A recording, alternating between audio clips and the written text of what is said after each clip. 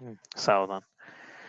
नमो अरिहन्ताणं नमो सिद्धाणं नमो आयरीयाणं नमो उवज्झायाणं नमो लोये सव्वसाहुणम्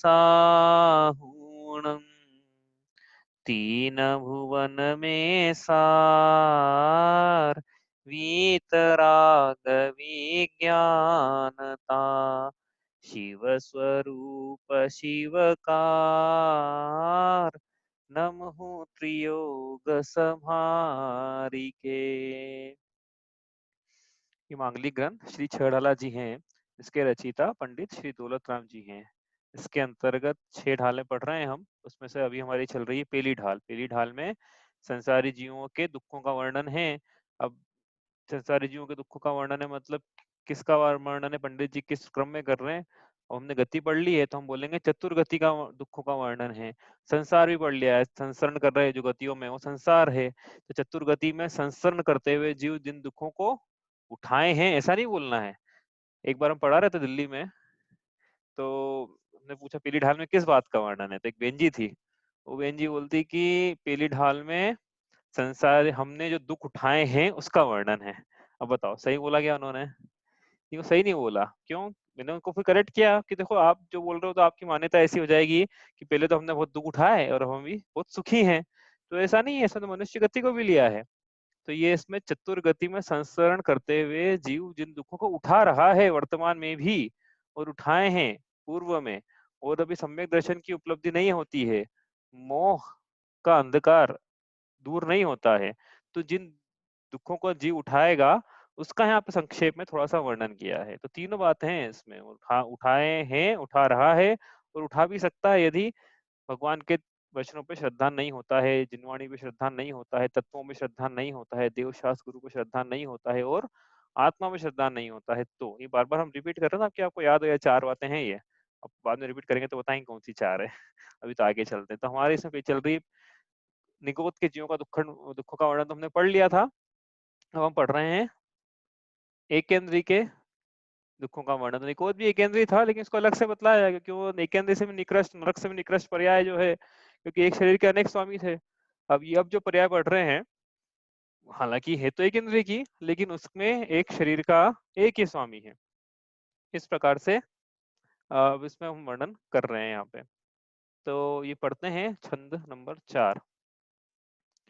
एक श्वास में 8-10 बार जन्म्यो मर्यो भर्यो दुख भार निकसी भूमि जल पावक भयो पवन प्रतीक वनस्पति थयो दुर्लभ लहि जो चिंतामणि त्यों पर्याय लहि त्रसतणि लट पीपिल अली आदि शरीर धर धर मर्यो सही बहुपीर। तो ये दो हमने पढ़ लिए थे कल। कुछ शब्द था जो वहाँ पे आया था, उसका जोड़ीदार यहाँ पे पंडित जी ने लिखा नहीं अलग से, तो हमने वो जोड़ीदार वहां से उठाया और यहाँ पे इसको समझाया। फिर तो इसको हम पढ़ते हैं कि ऊपर पहली की लाइन का अर्थ तो निगोदिया जीव के दुखों का वर्णन है कि निगोदिया जीव के पहले तो हमने बताई अवस्था कहाँ पाया जाता है वो, ठीक है। उसके बाद फिर उसका क्या दुख है, तो पंडित जी ने एक लाइन में लिखा है कि जन्म मरण का दुख ही सबसे बड़ा होता है, और ये तो 1 सेकंड में 18 बार इसका जन्म मरण हो रहा है, इससे बड़ा क्या दुख होगा इसको। प्रति समय अनंत काल तक ये इसने इस दुखों को सहन किया है। फिर उसकी अब हमने दुर्लभता देखी थी कि निगोद से बाहर आना कितना दुर्लभ है, आसान नहीं है।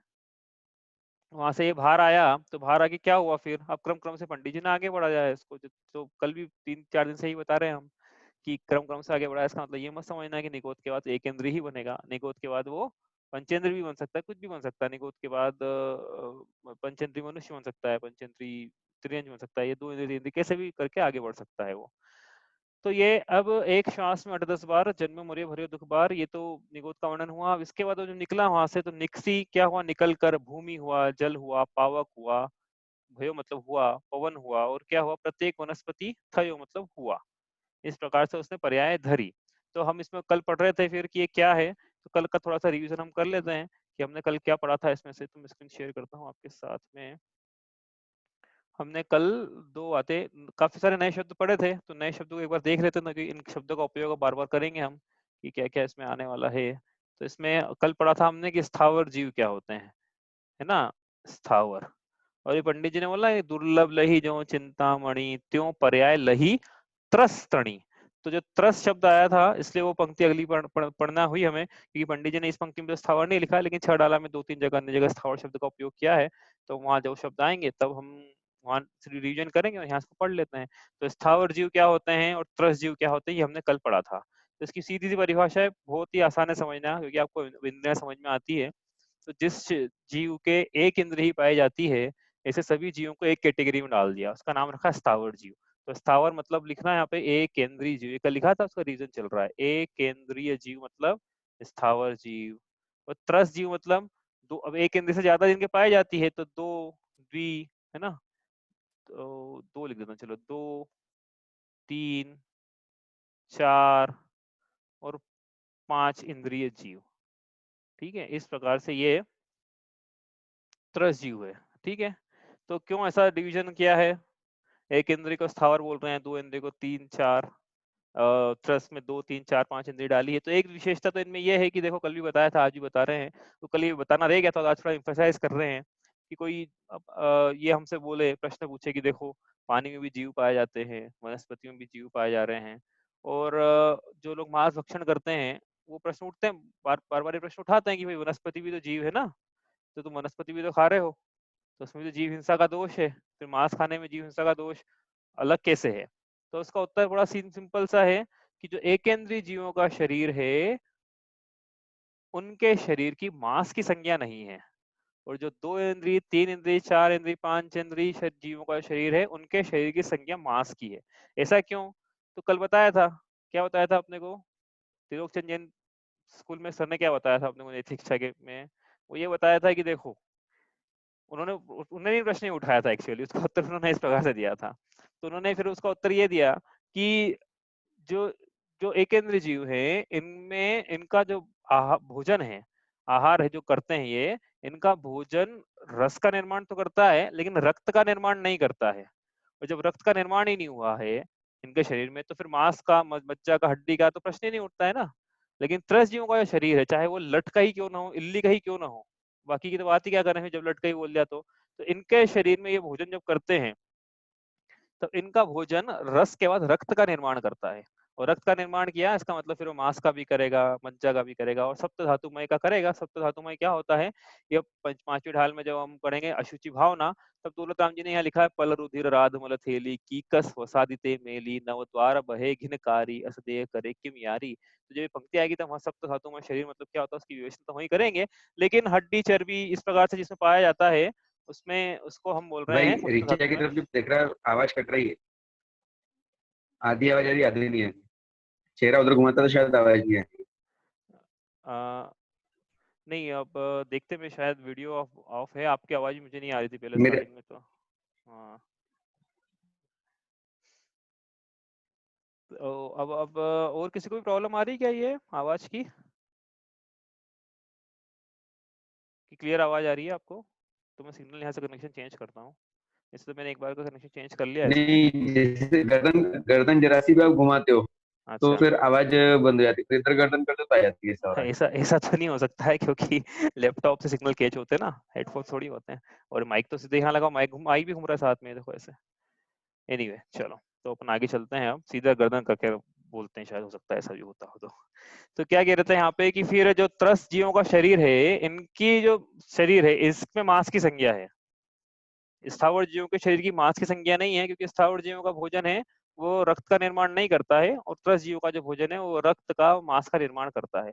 इसलिए कोई ऐसा आक्षेप लगाए कि फिर वनस्पति क्यों खाते हो, तो हम यही कहेंगे कि भाई वो मांस में नहीं आता है, उनका शरीर मांसल्य नहीं होता है, और देखते ही हैं तो हम जानते हैं वनस्पति के शरीर को मांस की संज्ञा नहीं है, पानी को, जल काय को मांस की संज्ञा नहीं है। ठीक है, इस प्रकार से ये है।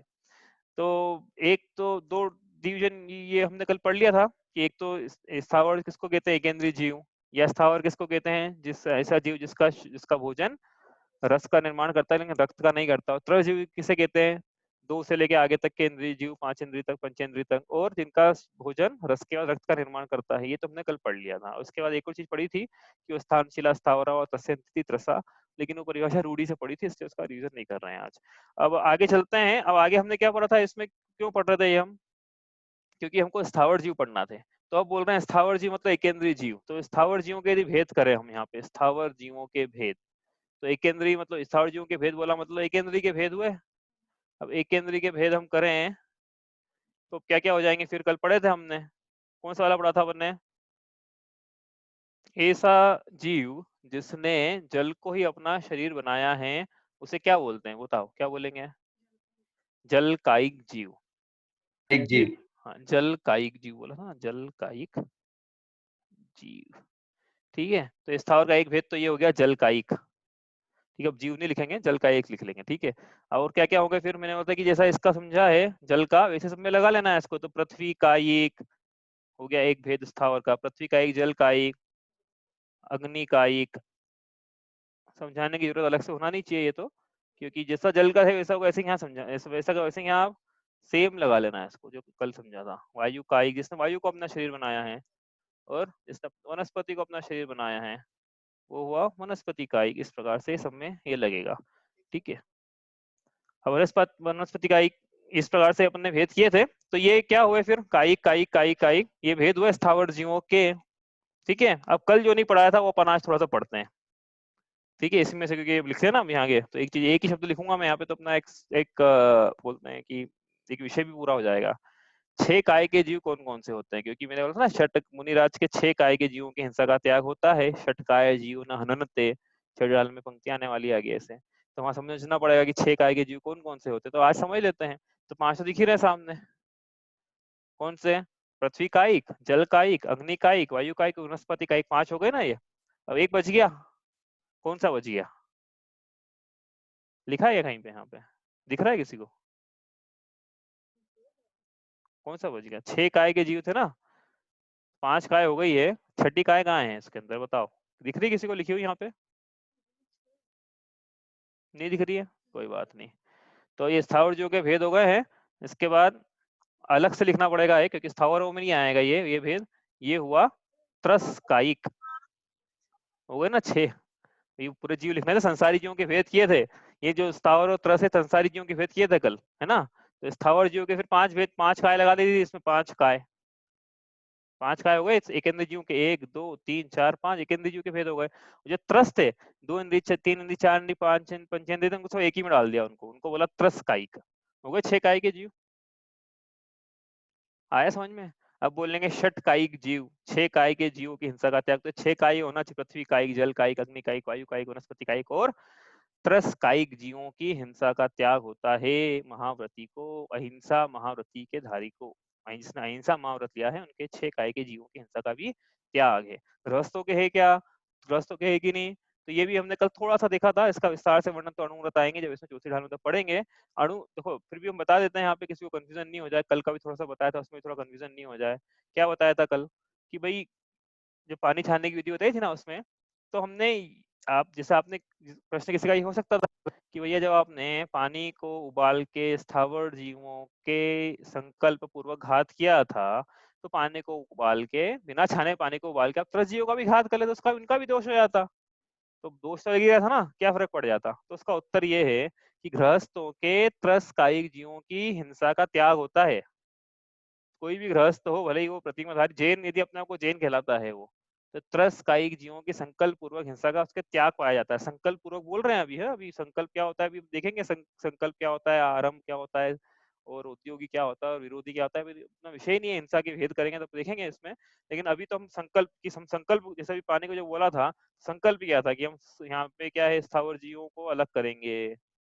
तो त्रस काय को भी आप संकल्प पूर्वक उनका घात करो यदि, तो वो घात का, हिंसा का दोष है उसमें, क्या, हिंसा का दोष है उसमें, मांसल्य शरीर का घात का दोष है उसमें गृहस्थों के, है ना। वो दोष महान है। बाकी ये जो स्थावर जीव की हिंसा का दोष है ना, ये भी दोष तो है, लेकिन ये इतना महान नहीं है, इतना महान नहीं मतलब ये दोष कम है। मतलब स्थावर जीवों के घात का दोष कम है, और त्रस जीवों के घात का दोष तो बहुत ज्यादा है। समझ में आया। इसलिए गृहस्थों के त्रस काय के जीवों की हिंसा का त्याग होता है, और स्थावर कायिक जीवों की हिंसा का उसके त्याग नहीं भी हो तो भी उसके हिंसा कम से कम करना चाहिए। अनावश्यक हिंसा न हो, इसका ध्यान रखना चाहिए। कुछ प्रश्न है मामा जी का? पीयूष, हाँ मामा जी। गृहस्थ में जो जल को प्राशुक करने के लिए गर्म करने के लिए रखता है, हाँ गृहस्थ में रहने वाला कोई भी व्यक्ति, तो हाँ परिवार में से कोई भी एक रखता है, तो हाँ उसका दोष किसको लगेगा? पानी तो सब पिएंगे। हाँ, तो जो भी तो सीधा सा ये भी ये इसका प्रश्न का उत्तर भी हमको स्कूल में दिया था, उन्होंने ही दिया था HCN सर ने। तो ये क्या है कि जिसके हाँ, निमित्त से हिंसा हो रही है सबको दोष लग रहा है। नहीं तो ऐसा हो जाएगा कि भैया हमने जो बाजार से मांस लेकर आए हैं, हमने तो मारा नहीं उसको, तो हम खा लें। तो जिसने मारा उसको दोष लगेगा। तो ऐसा नहीं है, जो जिसके प्रयोजन के लिए वो हो रहा है उसको दोष लगेगा। अच्छा, एक हाँ तो जैसे प्राशुक कर लिया जल और हाँ उसमें आलू का कंद डाल दिया अपन ने, हाँ।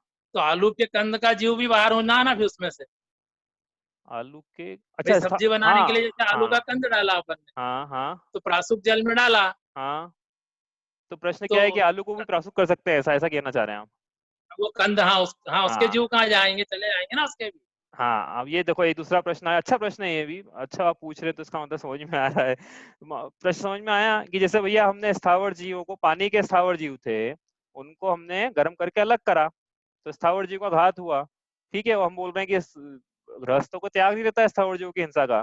ठीक है, तो फिर आलू के भी, आलू में जीव है, वो भी स्थावर जीव तो है, क्योंकि उन्होंने वनस्पति को अपना शरीर बनाया हुआ है, वो एक केंद्रीय जीव है, वो भी स्थावर है। तो आलू को भी हम पानी में डाल के गर्म करके प्राशुक कर लें, तो आप बोल रहे हो कि स्थावर जीव की हिंसा का दोष नहीं लगेगा। तो इसका उत्तर तो बहुत सीधा सा है। इसका उत्तर पहले भी दिया था, आज वापस देते हैं कि भाई आलू के एक स्कंद में कितने स्थावर जीव पाए जाते हैं, और पानी में टोटल अनंत देखें। अनंत। हाँ, और पानी में टोटल देखेंगे हम तो कितने पाए जा रहे हैं, तो आप देखोगे कि आलू हाँ के एक स्कंद में अनंत, असंख्य इंटू असंख्य इंटू असंख्य इंटू असंख्य इंटू अनंत। और जो असंख्य है ना, हाँ वो असंख्य भी बड़ा वाला असंख्य है, मतलब उसमें भी असंख्य लोक प्रमाण वाला असंख्य है वो। ठीक है, तो असंख्य टू दी अच्छा पावर 8 इंटू अनंत। और पानी में करेंगे, पानी कितना भी करेंगे तो उसमें असंख्य जीवों का घात है। स्थावर जीव का बोल रहे हैं, हाँ, रस जीव का नहीं बोल रहे हैं, हाँ असंख्य स्थावर हाँ जीव हाँ। का घात है। तो इसका क्या मतलब हुआ, समझ में ये आया इससे कि हम 3 काल में जितनी वनस्पति, प्रत्येक वनस्पति और जितना पानी प्रासु छना हुआ, जितना यूज करके जितना हिंसा के भागी बनेंगे, उससे अनंत गुना हिंसा के भागी तो एक आलू का कण खाके बन जाएंगे। क्वांटिटी देखना है बस अच्छा, अपने को। हाँ दूसरा इससे हटके क्वेश्चन है कि कल प्रधानमंत्री जी ने अपने संदेश में विश्व लिया, नाम दुनिया लिया, संसार लिया, युग लिया। उनका जो संदेश था, उन्होंने विश्व बोला, हाँ दुनिया बोला, हाँ संसार बोला, युग बोला। हाँ। तो अपन जेनागम के हिसाब से कौन सी परिभाषा लगेगी? अब उनके देखो, ये उन्होंने परिभाषा लगाई है ना, तो उन्होंने जब विश्व बोला है तो हम वसुधैव कुटुंबकम बोलते हैं ना, तो पूरा ये जो 7 महाद्वीप है इनकी बात करते हैं, प्रधानमंत्री उन्हीं की बात करेंगे बस। तो वो उन्होंने जो परिभाषा उनकी लगाई है वो लगाएंगे, 7 महाद्वीप वाली बस। अच्छा, हाँ, तो विश्व में और दुनिया में, दुनिया और विश्व तो एक ही बात हुई। उन- दुनिया करके तो कोई शब्द आया नहीं जयनागम में। अब वो जो जैसा बोल रहा है वो उससे पूछना पड़ेगा कि भैया आपकी क्या विवक्षा है दुनिया की। अच्छा हाँ, विश्व शब्द तो आया है, अब दुनिया कहीं ऐसा स्थूल रूप से आ गया हो तो अलग बात है, लेकिन दुनिया हमने तो नहीं पढ़ा कहीं आया वो शब्द। अच्छा, अपने इसमें नहीं आया कहीं। मैंने तो नहीं पढ़ने में आया दुनिया, मतलब आप, तो और वो भी और एक्चुअल। संसार। हाँ, संसार का तो बताया था ना, सन प्लस संसरण, उसको संसार कहते हैं। जीव भली हाँ भांति एक पर्याय से दूसरी पर्याय में, एक भाव से भाव दूसरे भाव में सर के, वो परिभाषा लगाई हमने संसार की यहाँ पे। हाँ हाँ, अपनी परिभाषा तो ये रही। और हाँ उनके जनरल बोलने में संसार आता है, मतलब दुनिया ही हाँ हुई ना, विश्व ही हुआ। हाँ हाँ। तो एक्चुअली क्या है, मैं एक बात बताता हूँ आपको, जब आगे हम पढ़ेंगे, अपन जब एकांत बात पढ़ेंगे ना, तो वहां पे हम पढ़ेंगे कि नए किसे कहते हैं। तो वहां पे एक परिभाषा पढ़ेंगे कि वक्ता के अभिप्राय को नए कहते हैं। तो नए तो नहीं लगा रहे हैं यहाँ पे, लेकिन जो अर्थ है वो वक्ता के अभिप्राय से निकलता है कि वक्ता क्या कहना चाहता है। तो भले ही वो विश्व बोले, संसार बोले, जग बोले, दुनिया बोले, लेकिन उसका भाव क्या है बोलने का, मतलब किन किन बातों को ग्रहण कर रहा है, उससे अर्थ निकाला जाता है। एक शब्द को पकड़ के हम अर्थ निकालेंगे तो बड़ा विवाद हो जाएगा फिर। तो वक्ता का क्या अभिप्राय है बोलने का, वो क्या कहना चाहता है, उससे अर्थ निकलता है। चलो ठीक। ठीक है, तो अब आगे चलें यहाँ से। पृथ्वी 5 काय के जीव की हिंसा, 5 काय तो समझ में आया फिर कि आलू, आलू में क्या दोष है और इसमें क्या दोष है। हाँ, वो आलू से कंपेयर मत करना, क्योंकि वो भी स्थावर जीव की, अच्छा वो आपने पूछ लिया, स्थावर जीव की हिंसा है, वो भी स्थावर जीव की हिंसा है, तो भैया वो अनंत है। औसत अनंत भी नहीं, उसमें भी 4 बार असंख्या मल्टीप्लाई हुआ है और ये सिर्फ एक बार का ही असंख्य, तो वो असंख्य टू द पावर 7 इंटू अनंत, इतना टाइम ज्यादा है वो, इतना अंतर है। मतलब 3 लोक में आप 3 काल में इतनी वनस्पति खाएंगे, इतना पानी खाएंगे, जितने स्थावर जीवों के पानी पिएंगे, इतना स्थावर जीवों की हिंसा होगी, उससे अनंत गुना हिंसा तो एक ही बार में हो जाती है। इसलिए हम हिंसा को गृहस्थ जो है वो हिंसा को 0 पे तो नहीं ला सकता है, लेकिन हिंसा को मिनिमाइज जरूर कर सकता है। देखो क्या होता है कि मैं आपको बताता हूँ, ये भी लोग बोलते हैं कि भैया आप हिंसा जब कम कर ही नहीं सकते हो तो फिर आप मिनिमाइज की बात भी क्यों कर रहे हो, 0 नहीं कर सकते हो। तो एक बात बताता हूँ, एग्जाम्पल देता हूँ आपको, अपने उससे लेता हूँ मैं, कि जब हम इंजीनियरिंग कर रहे थे, एग्जाम देते थे ना, तो हर बार मैं एग्जाम में ये सोच के बैठता था कि इस बार एग्जाम में मेरे को 80 मार्क्स के ऊपर आएंगे, थ्योरी के पेपर में हो, 100 मार्क्स का थ्योरी का पेपर है, 80 लूंगा, 90 लूंगा, 100 लूंगा, हर बार ये सोच के बैठता था मैं। और मैथ्स को छोड़कर, फिजिक्स को छोड़कर कभी मैं 80 के ऊपर नहीं ला पाया, हमेशा नंबर आते थे 40, 50, 60, 100 में से। तो मेरा प्रश्न है फिर कि भैया मैं 100 सोच के बैठा हूँ, तो क्या मैं 100 नहीं ला पा रहा हूँ, पेपर देख के समझ में आ जाएगा 100 आ रहे हैं कि नहीं आ रहे हैं, तो क्या मैं 40 भी नहीं लाऊं, क्या मैं 50 भी नहीं लाऊं, क्या मैं 60 भी नहीं लाऊं, क्या? तो जितना मैं कर सकता हूँ उतना करूंगा। वैसे ही हिंसा के क्षेत्र में भी यही है कि गृहस्थ जो है, तो स्थावर, हाँ त्रस की बात नहीं कर रहे हैं कि त्रस में जितना हो सकता हूँ, त्रस का तो संपूर्ण हिंसा का त्याग है ही है, स्थावरों की बात कर रहे हैं, स्थावरों में भी जितना मैं बचा सकता हूँ जीवों को उतना मैं बचाऊंगा, इतना पुरुषार्थ हमें करना है। ठीक है, ऐसा तो ये हम 0 तो नहीं कर सकते गृहस्थ अवस्था में, लेकिन जितना हम कम से कम कर सके, मतलब एग्जाम में जैसे बैठते हैं ना, जितना ज्यादा से ज्यादा नंबर ला सकते हैं लाएंगे, वैसे गृहस्थ जितनी कम से कम हिंसा करे स्थावर जीव की, उतनी वो करेगा। और नहीं करे सबसे अच्छा है कि नहीं कर पाए, लेकिन गृहस्थ के वो संभव नहीं है, इसलिए तो दीक्षा ली जाती है, इसलिए बोलते हैं कि मुनिराज 6 काय के जीवों की हिंसा के त्यागी होते हैं। तो ये हमने पढ़ लिया था, अब आगे चलते हैं यहाँ से। अब हम पढ़ रहे क्या थे, क्यों पढ़ा हमने ये सब, हम क्या पढ़ रहे हैं, छेड़ाला की विषय वस्तु क्या है? छेड़ाला की विषय वस्तु है संसार के दुखों का वर्णन। तो जैसे निगोदिया में वर्णन करा कि निगोदिया कहाँ पाए जाते हैं, तो उनके दुखों का वर्णन किया। उसी प्रकार एकेंद्री कहाँ पाए जाते, कैसे होते हैं, अब उसके बाद क्या करेंगे कि एकेंद्री जो जीव थे, ये स्थावर 5 काय के, इनके दुखों का वर्णन करना है। तो क्या पाया जाता है इनमें, तो क्या दुख होंगे, कुछ नहीं होंगे ना, बताओ भाई। शुरू करते हैं एक एक से। पहले पंडित जी ने लिया पृथ्वी, तो पृथ्वी कायिक के क्या क्या दुख हैं, पृथ्वी कायिक जीव है। तो ये समझने के पहले एक बात और मैं आपको समझा देता हूँ, तो आपको जल्दी से समझ में आएगा, इसको हटा देते हैं। पुद्गल किसे कहते हैं? जिसमें स्पर्श रस गंध वर्ण ऐसे अनंत गुण होते हैं, ऐसे द्रव्य को पुद्गल कहते हैं। मतलब स्पर्श नाम का गुण पाया जाता है पुद्गल में। सब समझ लिया था ये सब, हमने रिवीजन चल रहा है तो एक तरह से आपने नोट्स पढ़ते हैं ना आपने, भाई ये शब्द मैंने बोला था कि बाबा रिपीट करूंगा मैं, तो अभी तो मैं परिभाषा बता दी पुद्गल किसे कहते हैं, रोज रोज हमें बताएंगे नहीं कि समय इसमें फिर से लगता है कि पूरा इसी में जा रहा है। ठीक है, तो अब स्पर्श नाम का उसमें गुण पाया जा रहा है, तो कोई भी गुण होता है तो उसकी पर्याय होती है। उदाहरण दिया था कि जैसे ये इसमें वर्ण नाम का गुण जो पाया जा रहा है कुर्ते में, तो वर्ण नाम के गुण में कोई पर्याय होगी, तो अभी श्वेत पर्याय है। ठीक है, इसी प्रकार कोई भी पुद्गल है, उसमें स्पर्श नाम का गुण पाया जा रहा है, तो स्पर्श नाम के गुण में भी कोई ना कोई पर्याय तो होगी ना उसकी। तो स्पर्श नाम के गुण के कितनी पर्याय हो सकती है, स्पर्श नाम का गुण लिखा है यहाँ पे, स्पर्श गुण, अब इसमें कितनी पर्याय होती है। हाँ, मतलब जैसे पेन है ये, ठीक है, तो पेन में क्या क्या हम आइडेंटिफाई कर सकते हैं, तो देखो यहाँ पे छू कर क्या क्या आइडेंटिफाई कर सकते हैं, ये प्रश्न है भाई। हाँ, छू कर, तो पेन को छूंगा मैं, और छू कर क्या क्या पता लगा सकता हूँ इस पेन के बारे में, तो छू कर मैं कलर पता लगा सकता हूँ क्या, तो कलर तो नहीं आ पाएगा, तो क्या पाएगा पहले, हाँ स्पर्श, तो स्पर्श में क्या क्या आइडेंटिफाई हो सकता है स्पर्श में, बताओ। पहले तो मैं लिख देता हूँ यहाँ पे, चलो आपसे नहीं पूछ रहा हूँ ये, कि भैया ये ठंडा है कि गर्म है, एक चीज आइडेंटिफाई हो सकती है स्पर्श से, है ना। हाँ, दूसरा हो गया रफ स्मूथ, तो रफ मतलब चिकना है कि खुरदुरा है, ठीक है, एक दूसरी ये ऐसी आइडेंटिफाई होगी दूसरी चीज। और कुछ हो सकता है स्पर्श गुण, चिकना खुरदुरा हो गया, शीत उष्ण हो गया, मैं लिख दूं क्या आप बता रहे हो?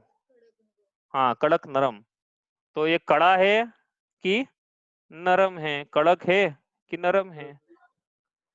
कड़क समझ में आता है ना, कड़क मतलब क्या होता है, कड़क मतलब हार्ड, हार्ड है कि सॉफ्ट है, इंग्लिश में बोले शीत है कि उष्ण है, मतलब टेम्परेचर कम है कि टेम्परेचर ज्यादा है, हॉट है कि कोल्ड है। चिकना है कि खुरदुरा है, मतलब स्मूथ है कि रफ है। कड़ा है कि नरम है, मतलब हार्ड है कि सॉफ्ट है। और हार्ड मतलब क्या होता है, hardness, what is hardness, surface resistance to indentation is called hardness. तो हार्ड है कि सॉफ्ट है। और बच गया एक, बताओ। हल्का भारी, हाँ, हल्का है कि भारी लाइट है। है कि वेट है, हाँ, हेवी है कि लाइट वेट है। हल्का है कि भारी है। ये 8 स्पर्श गुण होते हैं, 8। ये अभी पढ़ने की आवश्यकता नहीं थी, लेकिन फिर भी पढ़ना पड़े क्योंकि कुछ समझना है यहाँ से। लेकिन ये विषय कहाँ आएगा पहले मैं बता देता हूँ मैं।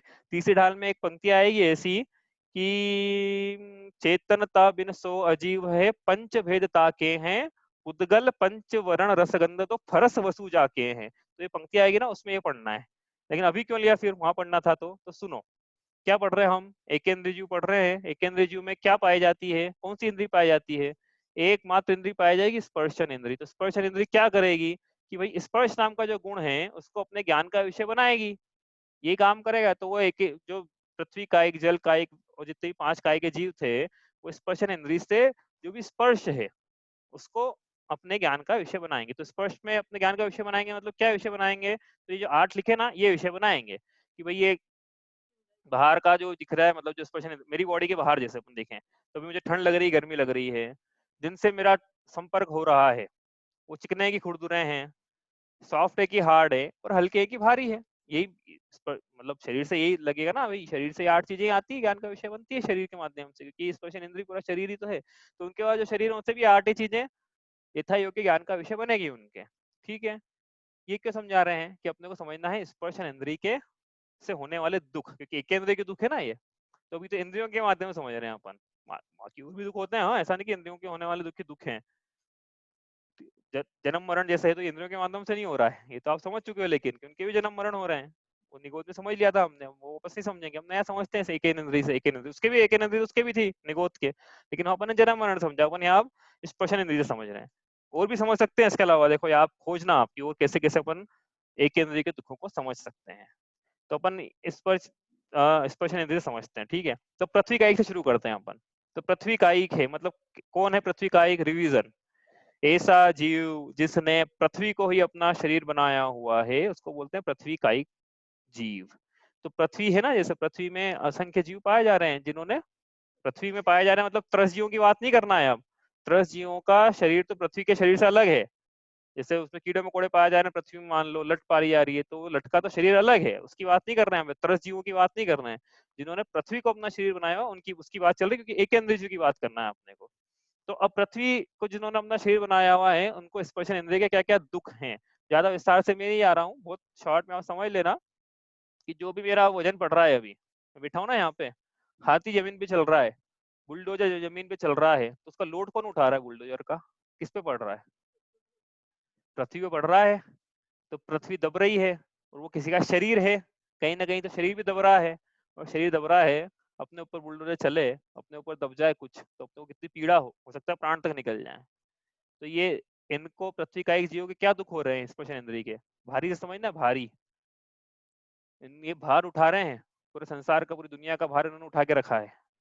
तो ये भारी, इनको जितना भी चल रहा है, जो धरातल पे जो भी चल रहा है उसका पूरा वजन इन पर पड़ रहा है, इन्होंने ये भार सहन कर रहे हैं, ऐसा इनको अथाह दुख पाया जा रहा है।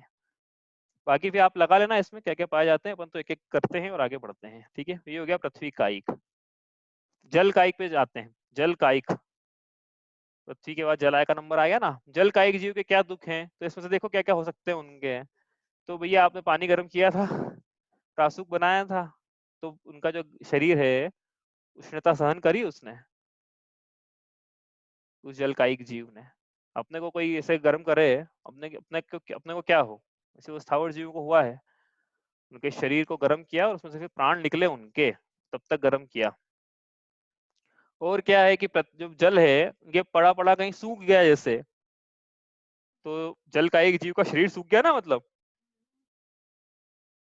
समझ में आया, जल का एक जीव का अपना शरीर सूख जाए ऐसा, और फिर प्राण निकले। तो जल कायिक जीव का शरीर सूख गया और प्राण निकले, ऐसा जल सूख गया, तो जल कायिक जीव के ऐसे ऐसे ऐसे दुख है होंगे।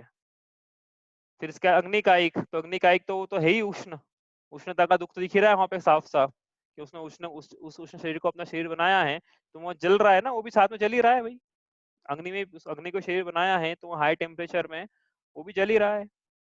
और फिर क्या हो रहा है कि भाई अग्नि को हम बुझा रहे हैं, अग्नि को जला रहे हैं, तो क्या एकदम से शरीर से गायब हो गया, जो शरीर था गैस बन गया, शरीर एकदम गायब हो गया उसका, अचानक से गायब हो गया, वो कहाँ जाएगा, मरण को प्राप्त हो गया। अग्निकायिक जीव मरण को प्राप्त हो गया। इसलिए क्या करें कि अनावश्यक अग्नि नहीं जलाएं, एक बार बार बार उसको बंद चालू नहीं करें, एक बार मतलब ऐसा नहीं कि जैसे घर में सुना है, देखो मैंने आपको, मेरे को कंफर्म नहीं है ऐसा, मैंने सुना है तो आपको बता रहा हूँ कि जैसे हम घर में लगाते ना ये झालर लगाते ना, जिसमें बल्ब रहते हैं, एलईडी रहती है, बंद चालू होती रहती है, तो जो बंद चालू हो रही है ना वो एलईडी वास्तव में वो अग्नि है।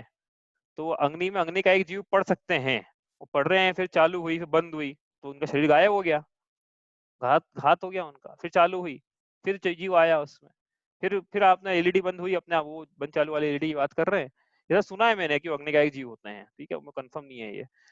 आगे चले तो ये हुआ अग्नि का एक जीव। इसके बाद वायु का एक जीव की बात करें तो वायु का एक जीव के कैसे कैसे कैसे कैसे दुख पाए जा रहे हैं वायु का एक जीव में। वायु का एक जीव है, एक स्थान से दूसरे स्थान पे जा रहा है, तो क्या हो रहा है, जिसे अपन रात जाते हैं ना यहाँ से, तो तुमने को बताया था दरवाजा कहाँ आएगा, तो उसी डायरेक्शन में आगे बढ़ते हुए निकल जाते हैं। तो वायु का एक जीव, कोई आंखें क्या देख पाता है क्या वो, तो उड़ रहा है, सामने चट्टान आई, चट्टान से सिर टकराया धड़ करके, प्राण निकल गए। बिल्कुल अंधा आदमी चल रहा हो ना, जैसे टकरा रहा है, प्राण निकल गए उसके, वायु का एक जीव के। ऐसे ऐसे जीव उसके पाए जा रहे हैं, वायु का एक जीव के ऐसे ऐसे दुख पाए जा रहे हैं। वनस्पति का एक एक पे लगाए, आप हर किसी पे लगा सकते हो ये चीज, ऐसा नहीं कि एक ही पे लगाना है। जल पे भी लगा सकते हो कि जल पानी ऊपर से नीचे गिर रहा है, ठीक है, तो वो नीचे टकरा गया उससे, तो प्राण निकल गया उसके। वनस्पति का एक जीव, वनस्पति का एक जीव के तो बात ही क्या करें भाई। वनस्पति का एक जीव तो एक स्थान में खड़ा है, अब खड़ा है, मौसम ठंडा पड़ा, सहन करना है, गर्म हुआ मौसम, सहन करना है, किसी ने आके लकड़ी चलाई उस पे, उसका शरीर विच्छेद हुआ, सहन करना है। यही बात आप पृथ्वी पे लगा सकते हो। पृथ्वी पे हमने क्या नींव खोदी, गड्ढे खोदे, कुआं बनाया, बोरिंग करा, तो क्या हुआ, ये किसी का शरीर छिलाया है, ये हुआ है, और कुछ नहीं।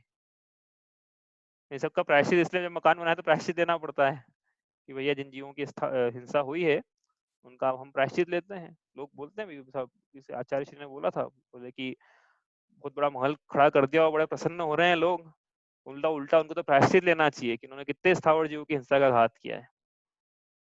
इस प्रकार से एक घात हो रहा है जीवों का, तो क्या करें, प्रायश्चित ले। फिर स्थावर जीवों की हिंसा हुई है, क्षम्य, इसका मतलब ये नहीं कि प्रायश्चित भी नहीं लें, प्रतिक्रमण करें उसका, इसलिए प्रतिक्रमण किया जाता है कि हमसे तरह जीवों की तो हमने नहीं की है, लेकिन कभी हो गई तो उसका भी, और स्थावर जीवों की हमको करनी पड़ी नहीं चाहते हुए भी, तो उसका भी हम प्रायश्चित करते हैं, प्रतिक्रमण करते हैं, भगवान से क्षमा याचना करते हैं। इस प्रकार से ये 5 इंद्रियों, 5 काय के जो जीव थे, इनकी क्या हुआ, दुखों का वर्णन इस प्रकार से ये हुआ। ठीक है, आया समझ में, क्या समझ में आया कि निगोद के बाद पर्याय प्राप्त करी उसने स्थावर की, एक शरीर मिला, लेकिन वो शरीर से भी, शरीर से संबंधित अभी तो स्पर्श इंद्रिय के पढ़े, अभी ये तो बोला ही नहीं है। देखो क्या क्या बोलना वास्तव में क्या चाहिए था, बोलना क्या चाहिए था वही बता दूं मैं। देखो ये तुमने स्पर्श इंद्रिय से समझाते ना बच्चों को, ऐसे समझाना पड़ता है, लेकिन हुआ वास्तव में दुख क्या थे उनके, बताऊं मैं आपको। दुख उनके ये थे कि उनके सम्यक दर्शन नहीं था, सबसे पहला दुख ये, मिथ्यात्व रूपी अंधकार में डूबे हुए हैं, उनको पता नहीं कि मैं कौन हूँ, इससे बड़ा दुख क्या होगा। उनको पता नहीं कि सुख कहाँ है, इससे बड़ा दुख संसार में हो सकता है कि जिसकी मैं प्राप्ति करना चाहता हूँ उसका रास्ता नहीं मिल रहा है, जो मैं हूँ उसके बारे में कुछ भान नहीं है, और क्या दुख है इससे बड़ा। और इसके अलावा क्या उनको दुख चल रहे, उनके कषायों के दुख चल रहे हैं। कषाय मतलब ऐसे परिणाम जो आत्मा को कष्ट और दुख दे। पेड़ पौधों की कषाय चल रही, निरंतर चल रही, इनकी कषायों की भट्टी में झुलस रहे हैं ये, जितने भी जीव पाए जाते हैं, ये एक स्थावर की बात करें अपन, तो कषायों में झुलस रहे हैं, इससे बड़ा दुख क्या होगा। ये कषायों में झुलसना, प्रति समय आकुलित होना, भोग की इच्छा हो लेकिन भोग सामग्री की प्राप्ति ना होना, समझ रहे हो आप, ये दुख है इनके मेन। सबसे बड़ा तो सम्यक दर्शन नहीं होना है, सबसे तो पंडित जी लिखने वाले सबसे आखिरी में, जय विमान वासी होता है सम्यक दर्शन बिन दुख पाए, सम्यक दर्शन की प्राप्ति नहीं है। जैसा पदार्थों का स्वरूप है वैसा जानते नहीं है, मानते नहीं, अनुभव करना तो बहुत दूर की बात है, कर ही नहीं सकते ना, उनको उनकी योग्यता ही नहीं है वो। सबसे बड़ा दुख तो इनका ये था। बाकी क्या है, संयोगों की अपेक्षा से दुख और सुख जल्दी समझ में आते हैं, तो संयोगों की अपेक्षा बतलाए यहाँ पे। संयोग मतलब पर पदार्थ प्राप्त हुए नहीं हुए उस अपेक्षा से यहाँ बतलाए हैं। आत्मा का क्या हुआ क्या नहीं हुआ उसकी अपेक्षा से बतलाया ही नहीं यहाँ पे। यहाँ तो यही ये इतने हैं कि वहाँ क्या बताया, दूसरे की बात ही क्या करे, उसकी योग्यता भी नहीं है उनको। तो इस प्रकार से ये दुख हुए हैं। तो ये इस प्रकार से संसार का स्वरूप है, इसमें जीव ने नाना प्रकार के दुख उठाए हैं, और अभी भी सम्यक दर्शन की प्राप्ति नहीं करेगा तो रोज एक बात बोलते हैं हम कि फिर ये दुख अपनी प्रतीक्षा वापस कर रहे हैं कि आओ और पर्याय प्राप्त करो, ये वाली स्थावरों की, निगोद की, और इन दुखों को उठाओ। तो ये संसार क्यों है यदि अभी प्रीति लगी हुई संसार से, तो इस दुख जानकर हम क्या करें, हमारे मन में फिर संसार से विरक्ति के भाव हो जाना चाहिए अपने आप, कि संसार तो किसी काम का ही, संसार तो हर तरफ से असार है, इसमें तो हर जगह दुख, कहीं सुख ही नहीं मिल रहा है, सब विधि संसार असारा, पंडित जी बोलेंगे आगे संसार भावना में कि सब विधि संसार असारा, या में सुख ना ही लगा रहा, सभी प्रकार से संसार असार है, इसमें कहीं जरा भी लेश मात्र का सुख नहीं है। तो सुख कहाँ पर है फिर, सुख तो आत्मा में ही है, इसलिए कहा था ना कि मेरी सुख स्वभावी आत्मा ही उपादेय है, ऐसा कहा था। संसार तो असार है, तो ये जीव ने क्या करा फिर, निगोत अवस्था छोड़ी और एक इंद्रिय को प्राप्त कर एक इंद्रिय के दुख उठाए। अब आगे चले यहाँ से, ठीक है। नयन सुखदास जी की 12 भावना है, उसमें इन्होंने वर्णन किया है संसार के दुखों का। वो लिखते हैं वहां पे, मैं उगली नित्य निगोद, उगली नित्य निगोद में, जब मैं निगोद से निकलकर बाहर आया तो क्या हुआ मेरे साथ, मैं उगली नित्य निगोद, उदय उपयोग स्वबल के योग, उछल जब आया, कर कर भावाश्रव, चहु गति में दुख पाया। फिर क्या हुआ, देखो 5 प्रकार की काय प्राप्त करी उसने, तो कैसे कैसे दुख उठाए उसने, कभी पृथ्वी की धर देह, कभी बन मेह, जगत की खेह में सड़ पड़ सूखा, हो अग्नि जलाए जंतु जगत को फूका, हो अग्नि जलाए जंतु जगत को फूका, हो पवन फिरा भन्नाता, दुनिया में खाक उड़ाता, पत्थर से सिर टकराता, अंबर में शोर मचाता, हुआ वनस्पति थूल साधारण फूल, कंद अरुमूल साग अरु पत्ता, कभी कली कली भय कभी गलित काट में छत्ता, धिक धिक संसार असार, जहाँ गति चार, अनंती बार, लिया दुख भरना। क्या कह रहे हैं, धिक धिक संसार असार, जहाँ गति चार, अनंती बार, पड़ा दुख भरना, अब लिया सिद्ध परमेष्टि तुम्हारा सरना, अब लिया सिद्ध परमेष्टि तुम्हारा सरना, अजि में चेतन चिद रूप चिदानंद रूप, जगत दुख कूप मुझे क्या करना, जगत कैसा है, दुख कूप, तो मुझे क्या करना, अब लिया सिद्ध परमेष्टि तुम्हारा सरना। ये तो भी एक इंद्रियों का हुआ है, अभी तो बाकी है, अभी तो शुरू हुआ है। संसार की जो दुर्गति और ख्याल में आनी चाहिए, संसार से विरक्ति होना चाहिए, सब सुन के सम्यक दृष्टि जो जीव है ना उसके, ऐसा बोला आचार्य प्रज्ञा सागर जी ने मुझे समझाया था एक दिन, कि सम्यक दृष्टि जीव के जीवन में वैराग्य पाया ही आता है, भले ही वो बाहर दिखे नहीं, अंतरंग में उसकी प्रतीति ऐसी रहती है कि कब उसको बस बहाने चाहिए उसको, तो कब वैराग्य हो जाए, कब वो दीक्षा ले, ऐसा वैराग्य उसके अंतरंग में वैराग्य पाया जाता है। कहीं इसको रुचता ही नहीं संसार, कि कहाँ है संसार में, कहीं सुख है ही नहीं, कहाँ इसको अपन कहाँ देखे, क्या जाने इसके बारे में, कहीं मन ही नहीं लगता है। और अब आपके मन में ये प्रश्न होगा कि फिर वो संसार में रहता क्यों है, क्यों नहीं, वो आगे देखेंगे अपन। लेकिन वो संसार में फिर यदि रह रहा है गृहस्थ अवस्था में, दीक्षा नहीं ले रहा है, तो उसकी कैसी अवस्था होती है, इसका वर्णन भी बहुत खूबसूरत तरीके से पंडित दौलत राम जी ने तीसरे ढाल में किया है। जहाँ वो आएगी पंक्ति, गेही पे ग्रह में न रचे जो जल्दी भिन्न कमल है, नगर नारी को प्यार यथा कादे में है ममल है। वो पंक्ति में हम देखेंगे कि जो सम्यक दृष्टि जीव है, गृहस्थ है, तो गृहस्थ अवस्था में किस प्रकार से रहता है, उसका बहुत अच्छा वर्णन 2 पंक्तियों में, एक छंद में यहाँ दौलत राम जी ने किया है, वो तो वहां आएंगे तब देखेंगे। लेकिन मैं तो ये कहना चाह रहा हूँ कि यदि ये पंक्तियां समझ में आ रही है, यदि ये संसार का स्वरूप समझ में आ रहा है, तो ये समझ में आना चाहिए कि फिर संसार में कोई सुख नहीं है, सुख तो सिर्फ आत्मा का ही स्वभाव है। वो सिर्फ कहने के लिए नहीं है, भी आगे सिद्ध करेंगे इसको, मैंने पहले ही बोला कि सिद्ध कर देंगे इसको आगे, कहीं सुख नहीं है, अभी तो सिर्फ चर्चा शुरू हुई है अपनी, अभी तो मन ये बोल रहे हैं, अभी सिद्ध करना बाकी है, अभी मौका आएगा जब करेंगे, अभी तो काफी टाइम है उसको आने में। अब आगे चलते हैं यहाँ से, तो एकेंद्रीय जीवों का वर्णन हुआ है, अब हम आगे चलते हैं यहाँ से। हमारा ये स्क्रीन शेयर कर रहा हूँ अब मैं, हो गया ये। निक्सी, भूमि, जल, पावक, भयो, पवन, प्रत्येक, वनस्पति व वन। प्रत्येक का मतलब समझ में आ गया। प्रत्येक किसे कहते हैं? एक शरीर का एक स्वामी। अच्छा, ये जो शब्द है ना प्रत्येक, सिर्फ वनस्पति में लगेगा कि पृथ्वी, जल, अग्नि और वायु ये तो नियम से एक प्रत्येक ही होते हैं, तो उनको प्रत्येक बोलने की जरूरत नहीं है। इनमें तो एक शरीर का एक ही स्वामी होता है। वनस्पति दो प्रकार की होती है, प्रत्येक और साधारण, इसलिए उसमें ऐसा संबोधन लगाने की जरूरत है कि साधारण वनस्पति क्या होती है, और ये लिखा दिख रहा होगा आपको, नहीं दिखे तो बताना, प्रत्येक वनस्पति क्या होती है।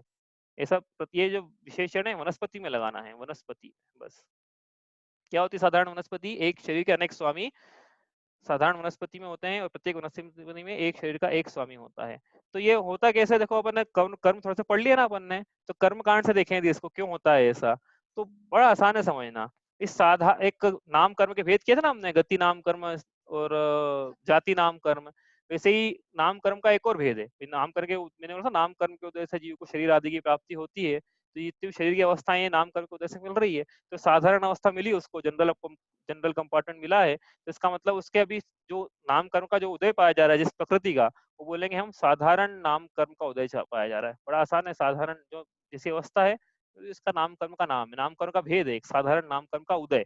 उसी प्रकार प्रत्येक अवस्था पाई जा रही है, तो क्या बोलेंगे वहां पे कि प्रत्येक नाम कर्म का उदय है, बस। तो जीव के तो प्रत्येक नाम कर्म का उदय रहेगा या साधारण नाम कर्म का उदय रहेगा, उसके हिसाब से उसकी अवस्थाएं मिलेगी इसमें। ठीक है, इस प्रकार से ये है।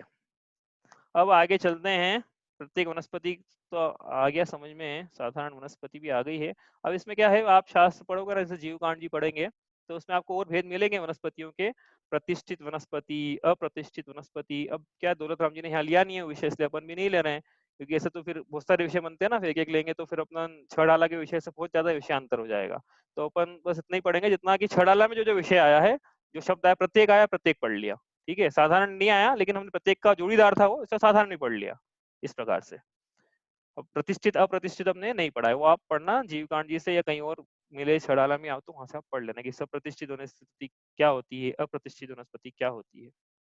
अब यहाँ से ये निक्सी, भूमि, जल, पावक, भयो, पवन, प्रत्येक वनस्पति थयो।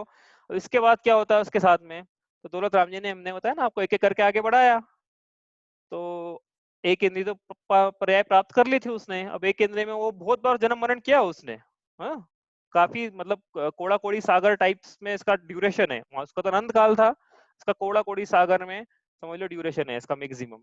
तो इतना उसने जन्म मरण किया, जन्म मरण किया। उसके बाद क्या हुआ, देखो यहाँ क्या लिखा है दौलत राम जी ने, पढ़ते हैं हम। दुर्लभ लही जो चिंतामणि, त्यों पर्याय लही त्रस्तणी। क्या लिखा है, इसका क्या मतलब है? दुर्लभ लही, दुर्लभता से प्राप्त होती है, जो जिस प्रकार चिंतामणि, चिंतामणि रत्न, त्यों उस प्रकार पर्याय अवस्था लही प्राप्त होती है, त्रस्तणी त्रस की।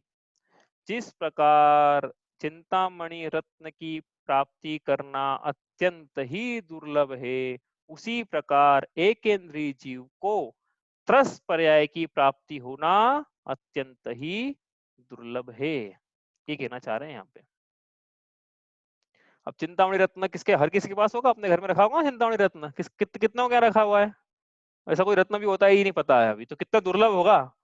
देव सेवा करे जिस रत्न की देवों के पास जो हो रत्न, वो कितना दुर्लभ होगा वो रत्न, उसकी प्राप्ति हो जाए किसी को। तो दौलत राम जी क्या कह रहे पता है यहाँ पे, कितनी बड़ी बात है। मतलब उन्होंने एक केंद्रीय पर्याय से त्रस पर्याय की प्राप्ति, अब ये त्रस पर्याय का वर्णन हो जाएगा यहाँ से शुरू, लिखा है त्रस पर्याय, स्थावर पर्याय से त्रस पर्याय की प्राप्ति को ही चिंतामणि रत्न की प्राप्ति के समान दुर्लभ बतला दिया है। मतलब क्या समझ में आया? दो इंद्रिय जीव, नीचे लिखा लट, दो इंद्रिय जीव है वो, तो एक इंद्रिय जीव को लट की प्राप्ति होना ऐसा है जैसे कि वो उसको चिंतामणि रत्न की प्राप्ति हो गई है। मतलब जो जिसको आप लट देख रहे हैं ना, कह रहे ये क्या जीव है, कैसे कैसा जीव है ये, लट को देख कैसा कोई भाव आए, तो या वो लट को जो प्राप्त हुआ है ना वो शरीर त्रस का, वो इतना दुर्लभ था जैसे कि हमको चिंतामणि रत्न की प्राप्ति हो जाए। लट के लिए बोल दिया ऐसा, बाकी तो बात ही क्या करे फिर, दो इंद्रिय जीव के लिए ऐसा बोल दिया राम जी ने, कितना दुर्लभ है वो